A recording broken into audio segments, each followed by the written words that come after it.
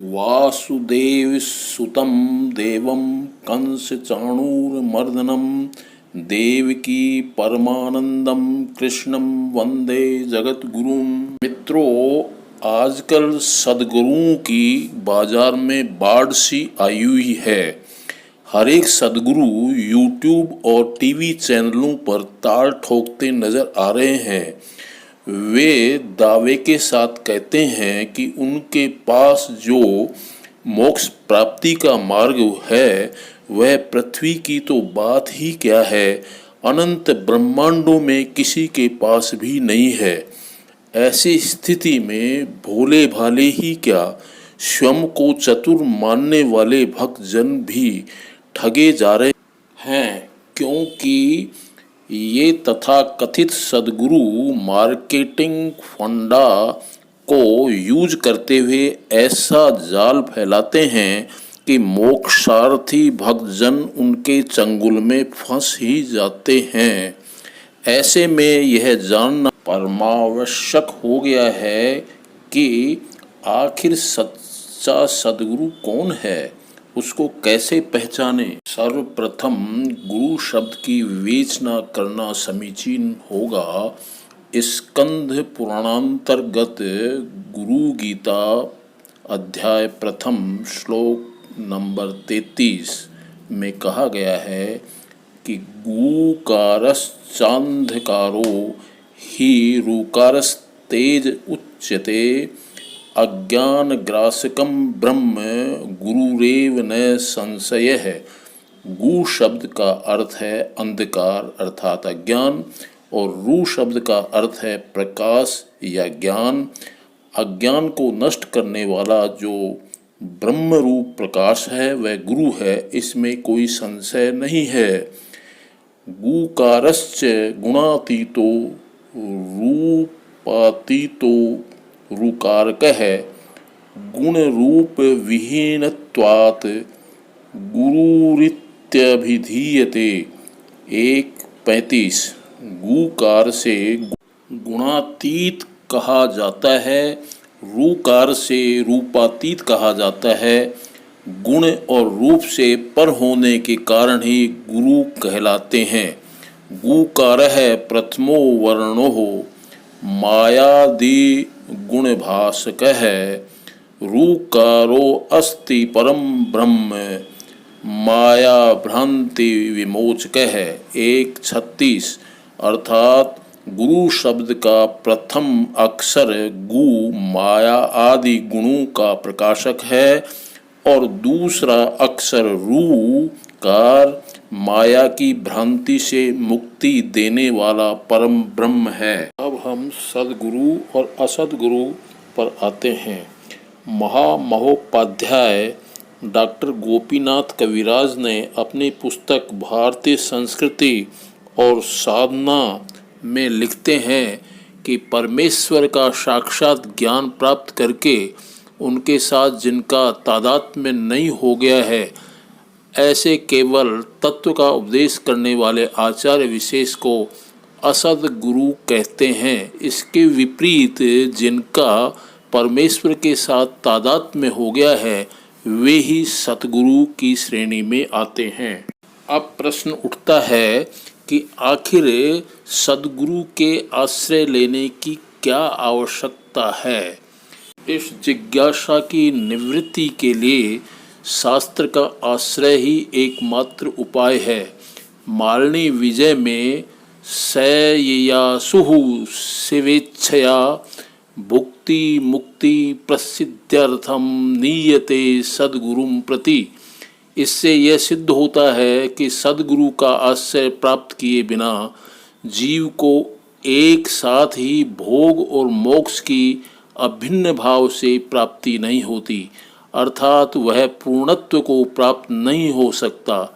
सद्गुरु प्राप्ति के मूल में भगवत इच्छा ही मुख्य कारण है और जीव की इच्छा उस मूल भगवद इच्छा की ही अनुगामिनी है। डॉक्टर गोपीनाथ कविराज कहते हैं कि भोग और मोक्ष की साम्यावस्था ही जीवन मुक्ति है। भोक्ता जब भोग्य के साथ एकीभूत हो जाता है तब उस एक ही भाव को भोग कहते हैं, मोक्ष भी कहते हैं। प्रबोध पंचदशिका में कहा गया है, तस्या भोक्त्र्याः स्वतंत्राया भोग्य की कार एष यह स एव भोगः सा मुक्ति स एव परमं पदम। डॉक्टर गोपीनाथ कविराज कहते हैं कि शिष्य को उद्धार करने की शक्ति ही गुरु का लक्षण है। योगा वशिष्ठ में कहा है, दर्शनात् स्पर्शनात् शब्दात् कृपया शिष्य देह के जनयेद यह समावेशम संभवम स ही देशिक है। निर्वाण प्रकरण 128 161। अर्थात जो कृपापूर्वक दर्शन, स्पर्शन या शब्द के द्वारा शिष्य के देह में शिव भाव का आवेश करा सकते हैं, वे ही देशिक या गुरु हैं। कुंडलिनी जगकर 60 चक्रों का भेद करके जब ब्रह्मरंध्र में पर शिव के साथ जा मिलती है, तब यह आवेश हुआ करता है। सत्य संकल्प गुरु केवल एक बार कृपापूर्ण दृष्टिपात करके ही इस सुमहान कार्य को संपन्न कर सकते हैं। योग्य शिष्य का उद्धार करना और अयोग्य को योग्य बनाकर उसे तार देना, यही गुरु का कार्य होता है। बोधसार में नरहरि ने कहा है, तत्तद विवेक वैराग्य युक्त वेदांत युक्ति भी श्री गुरु प्राप्यत्येव न पद्मपि पद्मताम प्राप्य पद्मतामेनं प्रबोधयति तत्क्षणात्। अर्थात श्री गुरु विवेक वैराग्य युक्त वेदांत युक्तियों के द्वारा अपद्म को भी पद्म रूप में परिणत कर देते हैं, फिर उसे उसी क्षण जगा देते हैं। भास्कर राय ने ललिता सहस्त्र नाम के भाष्य 10 में स्पष्ट ही कहा है, अयोग्ये अपि योग्यता मापाद्य श्री गुरु सूर्यो बोधयति। अर्थात श्री गुरु रूपी सूर्य अयोग्य को भी योग्य बनाकर प्रबुद्ध कर देते हैं। नवचक्रेश्वर तंत्र में कहा गया है, पिंडम पदम तथा रूपम रूपातीतम चतुष्टयम यो वा सम्यग विजानाति स गुरुः परिकीर्तितः। अर्थात जो पिंड, पद, रूप और रूपातीत इन चारों को सम्यक रूप से जानते हैं, वे ही गुरु हैं। गुरु गीता के अनुसार कुंडलिनी शक्ति, हंस, बिंदु और निरंजन, इन्हीं चारों को यथाक्रम पिंड, पद, रूप और रूपातीत कहा गया है। पिंडम कुंडलिनी शक्ति ही पदम हंसः प्रकीर्तितः रूपम बिंदुरिति गेयम रूपातीतम निरंजनम। स्वच्छंद संग्रह में भी यह श्लोक है, परंतु उसमें अंतिम पद है रूपातीतम ही चिन्मयम।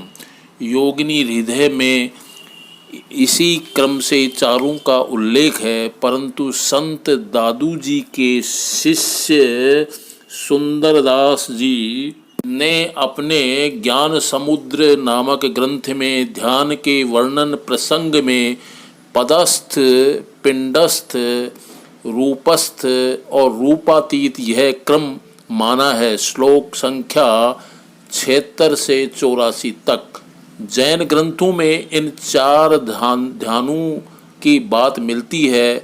इसके द्वारा जाना जाता है कि पूर्ण और शुद्धतम ज्ञान ही गुरु का लक्षण है।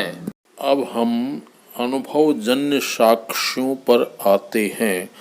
डॉक्टर गोपीनाथ कविराज, जो स्वयं संस्कृत के अंतर्राष्ट्रीय स्तर के विद्वान थे और काश्मीरीय शैव दर्शन के मर्मज्ञ थे, ने योगीराज स्वामी विशुद्धानंद के चरण कमलों में बैठकर अनेक वर्षों तक साधना की थी।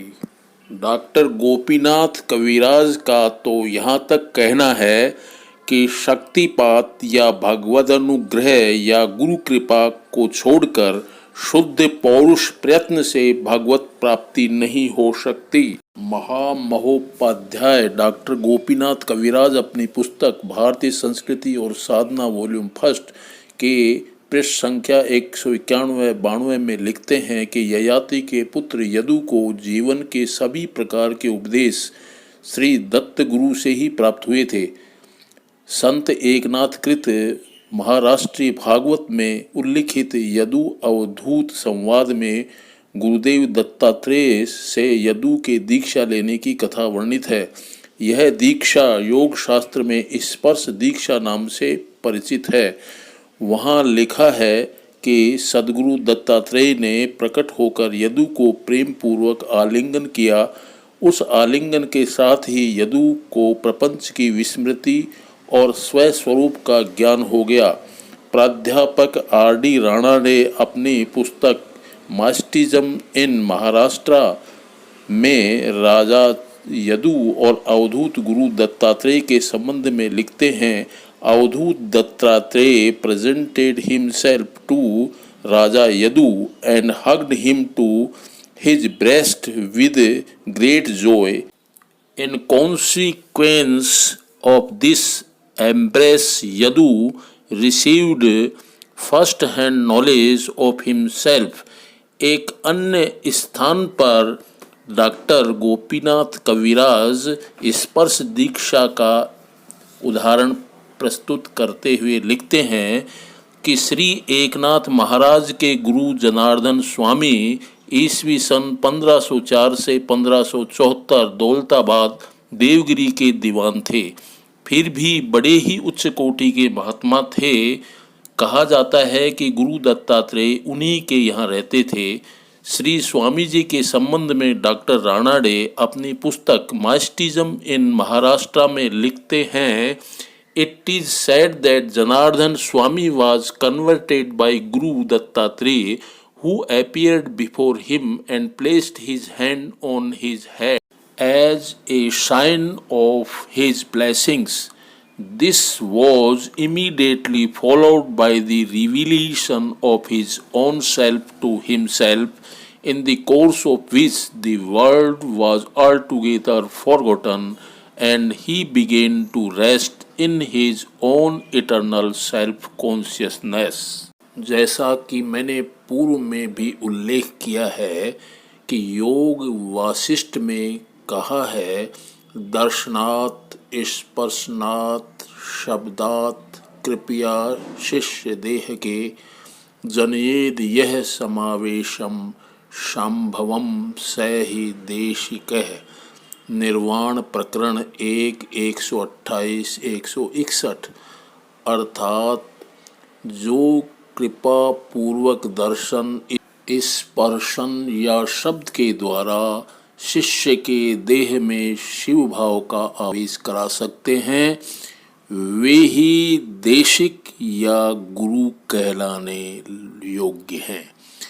कुंडलिनी जगकर 60 चक्रों का भेद करके जब ब्रह्मरंध्र में परशिव के साथ जा मिलती है, तब यह आवेश हुआ करता है।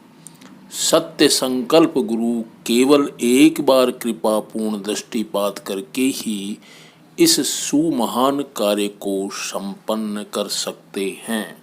अपनी क्रिया शक्ति द्वारा शिष्यों को तत्क्षण आवेशित करने के हमारे समक्ष अनेक उदाहरण हैं। उनमें से कुछ आपके समक्ष प्रस्तुत कर रहा हूँ। तत्वदर्शी जगत गुरु रामपाल जी महाराज ने जो गुरु की प्रायोगिक परिभाषा दी है वह निस्संदेह प्रशंसनीय है। वे कहते हैं कि गुरु पावर हाउस से जुड़ा बिजली का खंभा है। जो शिष्य रूपी भवन इनसे कनेक्ट होगा उसमें भी बिजली का करंट दौड़ेगा। छुडानी धाम के गरीबदास जी महाराज भी ऐसे ही सदगुरु हैं। रामपाल जी महाराज के कथनानुसार उनके संपर्क में रामराय उर्फ झूमकरा आया था। उसे तत्क्षण उन्होंने आवेशित कर दिया, जो उनकी वाणी अत झूमकरे से प्रमाणित होती है। नाभि कमल में पैठिए राय झूमकरा, चल बंक नाल के घाट सुनो रे झूमकरा। इला पिंगला फेरियो राय झूमकरा, उतरो ओ घट घाट सुनो रे झूमकरा। सुषुमणा सुरति लगाइए रे झूमकरा, खोलो वज्र कपाट सुनो रे झूमकरा। काया नगरी जदि बसे रे झूमकरा, जदि घर आवे आठ सुनो रे झूमकरा। द्वादश बंध लगाइए रे झूमकरा, नक सरवर पर ध्यान सुनो रे झूमकरा। शंख पदम उजियार है रे झूमकरा, जहाँ कोटि कला शशि भानु सुनो रे झूमकरा। जहाँ दोना मरुआ फूल है रे झूमकरा, अक्षय वृक्ष स्थान सुनो रे झूमकरा। सुरति नृति दो हंसनी रे झूमकरा, मान सवो सरोवर नहाए सुनो रे झूमकरा। मन हंसा तिस बीच है रे झूमकरा, बिन मुख मोती खाए सुनो रे झूमकरा। ऐसा ही उदाहरण हुजूर परम संत कैप्टन लालचंद जी महाराज का है, जिनकी मेरे ऊपर परम कृपा थी। उन्होंने अपने श्री मुख कमल से मुझे बताया था कि वे भक्ति क्या होती है, उससे सर्वथा अनभिज्ञ थे, क्योंकि उनके परिवार में ऐसा कोई संस्कार ही नहीं था। वे जब हुजूर परम दयाल फकीर चंद जी महाराज के सम्मुख उपस्थित हुए तो फकीर चंद जी ने उन्हें अपने गुरु की मूर्ति की ओर इशारा करते हुए समझाया कि लालचंद जब ये जीवित थे तो सेवा से प्रसन्न होते थे और गलती करने पर क्रुद्ध, परंतु अब चाहे इन्हें फूलों का हार पहनाओ या नहीं, कोई प्रतिक्रिया नहीं होगी। लालचंद, मैंने इन्हें भगवान माना था। ऐसा कहकर खाट पर बैठे फकीर चंद जी महाराज समाधि में चले गए और मैं उनके सामने पड़े हुए मुड्ढे पर बैठ गया। अचानक मेरे ब्रह्मरंध्र के पास असह्य खिंचाव हुआ और थोड़ी देर बाद में ऐसी मधुर धुन फूट पड़ी कि मैं उसमें डूबने लगा। जो फकीर चंद जी महाराज के हुक्के की गुड़गुड़ाहट से ध्यान हटा और मैं उनके समक्ष हाथ जोड़कर खड़ा हो गया और मधुर धुन के बारे में बताने लगा। गुरुजी बोले, लालचंद, तू नामदान लेने आया था ना? यही वह नाम है। सहजे ही धुन होत है हरदम घट के माही, सुरति शब्द मेला भया मुँह की हाजत नाही। मुझे हिदायत देते हुए गुरुजी बोले कि लालचंद, इसमें सुबह शाम 5-5 मिनट से ज़्यादा ध्यान मत लगाना, अन्यथा तेरी गृहस्थी बिगड़ जाएगी। मुझसे जब कैप्टन साहब का संपर्क हुआ तो वे फ़ोन पर प्राय कहते थे कि ओम प्रकाश जी, मैं आपसे बातें कर रहा हूँ, परंतु मेरी सुरति ब्रह्मरंध्र में ही है।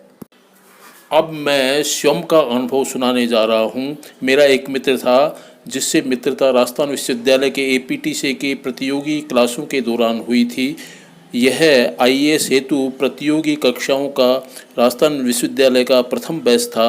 वह मित्र पोल साइंस में एमए और अंग्रेजी साहित्य में बीए था, जबकि मैं बायो से बीएससी तथा इकोनॉमिक्स से एमए था।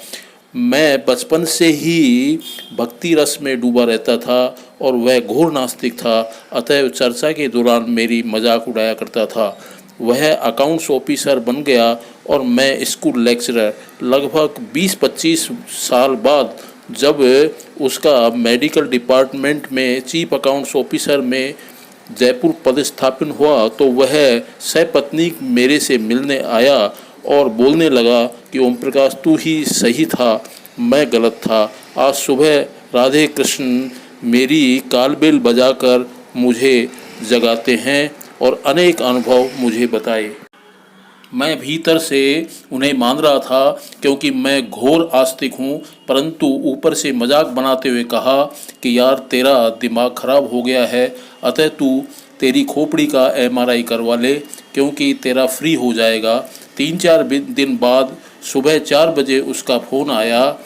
जनवरी माह की सर्दी थी और मैं रजाई से बेमन उठा और फ़ोन रिसीव किया तो वह बोला कि क्या कर रहा है। मुझे गुस्सा आ रहा था। मैंने कह दिया कि तुझे रो रहा हूँ। उसने बड़े सहज भाव से कहा, रोना धोना छोड़ और राधे राधे कर। मैं रजाई में घुसकर अनबने भाव से राधे राधे करने लगा। न जाने कब नींद आ गई और मैं गोविंद देव जी के मंदिर में प्रवेश कर गया। झांकी हो रही थी और थोड़ी देर बाद में मूर्तियां ह्यूमन बॉडीज़ में रूपांतरित हो गई। मैं राधा रानी से बातें करने लगा। थोड़ी देर में मेरा स्वप्न टूट गया और चेत होने पर भी मुझे इस घटना का प्रत्यक्ष एहसास हो रहा था। मैंने मेरे उस मित्र को फ़ोन लगाया कि और कहा कि तेरा तो दिमाग ख़राब हो गया, मेरा क्यों ख़राब करने में तुला हुआ है। वह बोला कि डियर, बिना उनकी कृपा के कैलेंडर ही नज़र नहीं आता। तेरे को तो साक्षात दर्शन दिए हैं। मित्रों, रामपाल जी महाराज की परिभाषा अनुसार वह पावर हाउस अर्थात राधे गोविंद से जुड़ा हुआ खंबा था जिसने मुझे भी राधा गोविंद से कनेक्ट कर दिया। इससे पूर्व मेरे एक धर्म के मामा को किसी जैन मुनि ने राधे गोविंद का एक सिद्ध मंत्र दिया था तो उन्हें उसकी साधना से वटवृक्ष के पत्ते पर शिशु रूप में लेटे हुए पैर का अंगूठा चूसते हुए भगवान के दर्शन हुए थे। अतः आप यकीन मानना, मैंने भी 4-5 महीने तक प्रतिदिन 7-8 घंटे तक उसकी साधना की, परंतु मुझे कुछ भी दिखाई नहीं दिया और यहाँ तत्क्षण दर्शन हो गए। कुछ दिन पश्चात उसका दिन में फ़ोन आया और मैं विद्यालय से घर आया तो धर्मपत्नी ने बताया कि भाई साहब का फ़ोन आया था। मैंने कह दिया कि आया होगा और उससे फ़ोन नहीं किया। रात्रि को स्वप्न में फिर गोविंद देव जी के मंदिर में प्रवेश कर गया। झांकी हो रही थी, मूर्तियां ह्यूमन बॉडीज़ में रूपांतरित हो गई और राधा जी ने मुझे एक चांदी की बांसुरी दी और अपने गले से हार निकालकर मेरे गले में पहना दिया।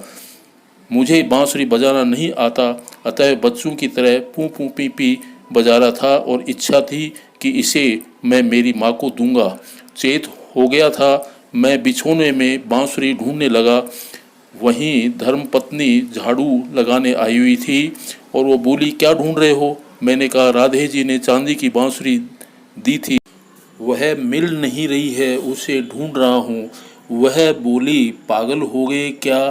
तब मुझे एहसास हुआ कि वह तो स्वप्न की बात थी।